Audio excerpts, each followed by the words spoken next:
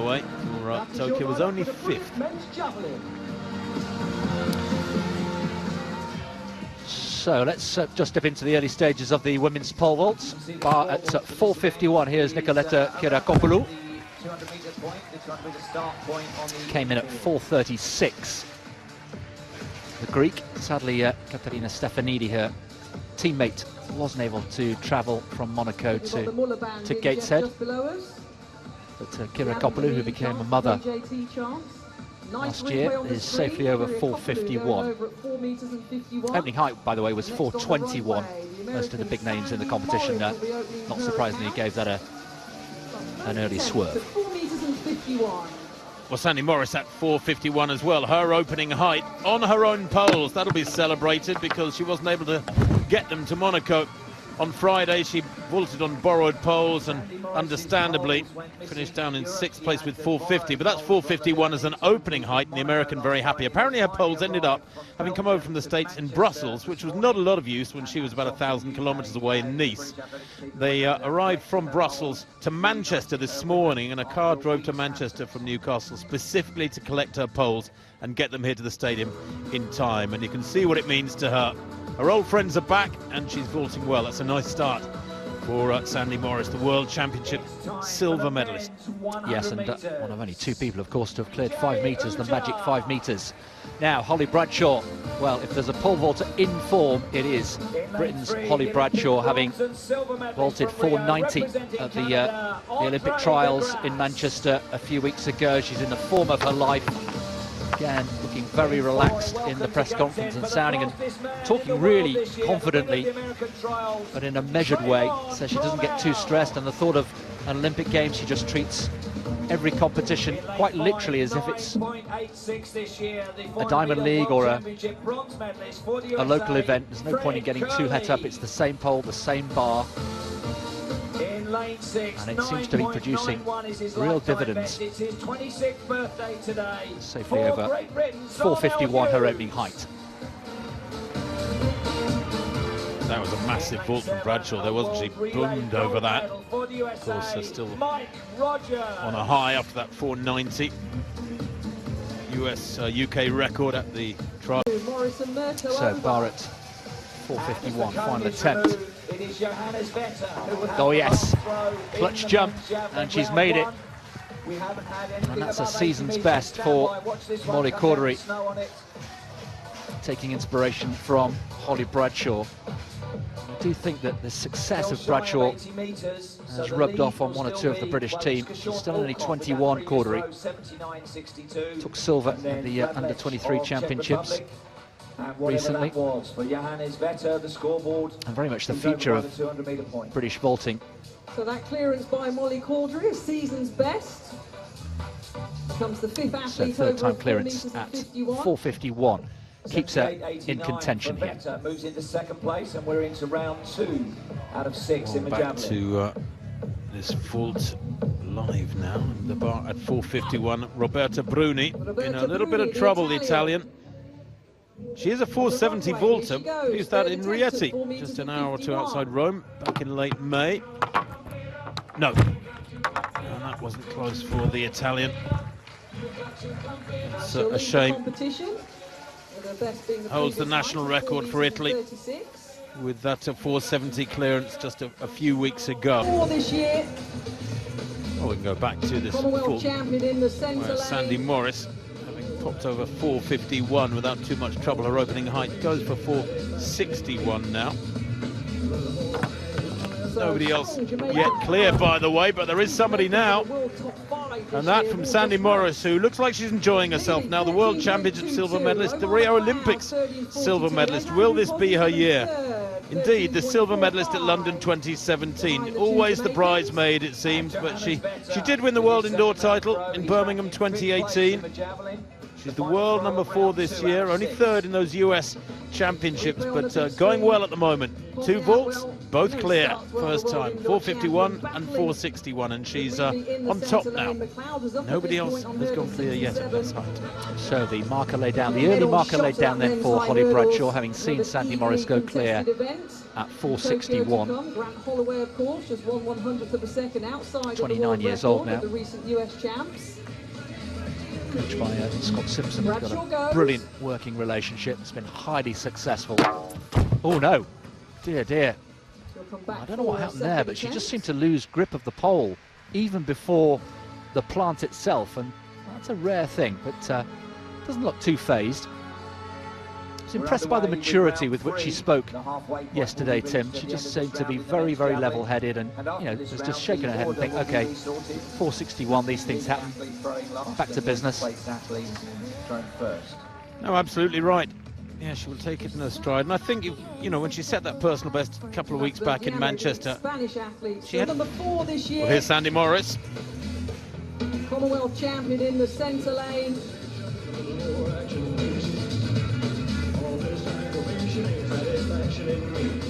Morris cleared 4:51 first time. 3 Jamaicans in the world top 5 this year have all just raced. Leaving 13.22. That's Sandy Morris McLeod, going clear at 4:61. Given third, So just her second vault. Behind the 2 Jamaicans. And Johannes Vetter with his second round throw. He's back in 5th place. The only athlete, remember, to go clear at that height. And the first time clearances are so valuable. It forces others who fail to know they've got to clear the next height. Jeff Hartwig there. Constant companion on the circuit. Showing a replay of the vault. Roberta then with her second attempt here at 4:61. Clean card until her first time failure, and well, she's delighted with that. The Finn, 23 years old, final of the European Championships back in 2018 in Berlin. Seems a long time ago that now. A good centre of gravity, little celebration as she pops over the bar. So she's still in the running, although has that first time failure that may come back to bite her later on in the competition. So Holly Bradshaw then in a spot of trouble. Early days for her, really. She cleared, don't let's forget, 4:70 in Monaco last Friday, albeit finishing in 4th place. But here, third and final attempt at 4:61. 4:51 was no problem at all. And normal service resumed for the British number 1.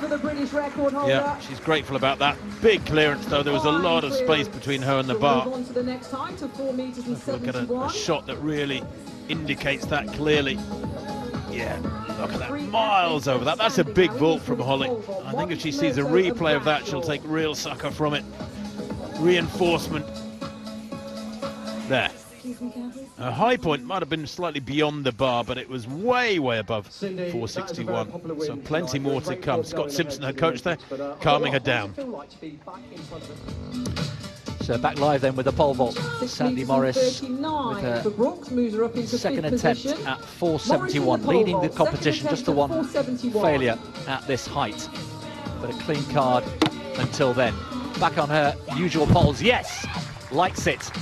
She is such an effervescent, positive person. Always good to hear from her at press conferences. She will be going, and Tim referred to her as so often in the past, the bridesmaid, but she's got a real chance of certainly making the podium, and who knows, becoming Olympic champion in Tokyo in a few weeks' time. Must be like putting a familiar pair of slippers or shoes on, or a nice overcoat when you get your poles back. It's not the same when you're using somebody else's. Absolutely not, no. Now Bradshaw, Holly Bradshaw, first attempt at 4:71.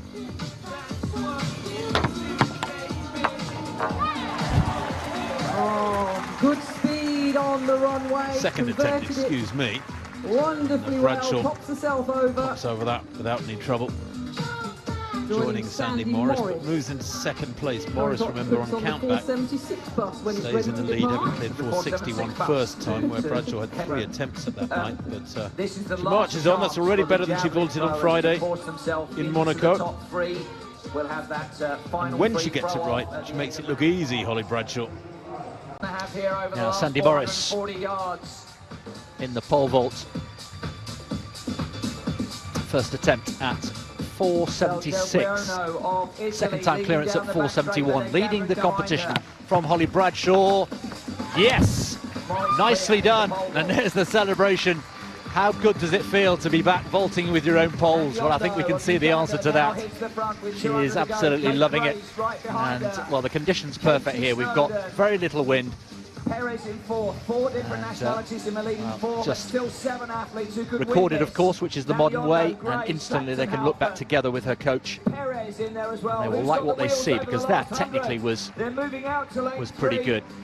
Kate Grace has hit really good form, and it is going to be Kate Grace who is going to win the 3rd edition of the Millicent Fawcett Mile.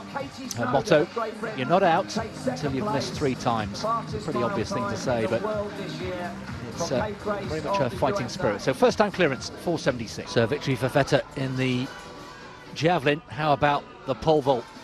Starting to warm up nicely with Sandy Morris in pole position, pardon the pun.